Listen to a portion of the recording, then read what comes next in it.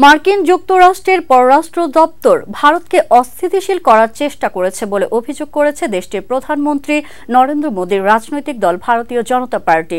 ভারতকে অস্থিতিশীল করে তোলার এই চেষ্টায় মার্কিন পররাষ্ট্র দপ্তরের পাশাপাশি যুক্তরাষ্ট্রের অর্থায়নে পরিচালিত ডিপ স্টেটের অন্যান্য শক্তিরা একযোগে কাজ করছে বলে জানায় তারা।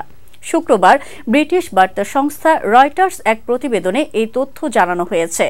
এতে বলা হয়েছে, গত 2 দশকে নয়াদিল্লি ও ওয়াশিংটন নিজেদের মাঝে শক্তিশালী সম্পর্ক গড়ে তুলেছে।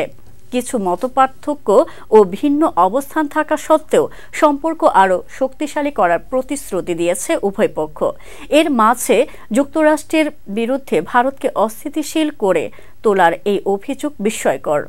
এর আগে বৃহস্পতিবার বিজেপি বলেছে, রাহুল গান্ধীর কংগ্রেস পার্টি আদানি গ্রুপের উপর ফোকাস করে অনুসন্ধানী সাংবাদিকদের বৈশ্বিক নেটওয়ার্ক OCCRPর প্রকাশিত নিবন্ধকে ব্যবহার করেছে এবং সরকারের সঙ্গে তাদের ঘনিষ্ঠতাকে কাজে লাগিয়ে প্রধানমন্ত্রী নরেন্দ্র মোদীর ভাবমূর্তি ক্ষুণ্ণের চেষ্টা করছে।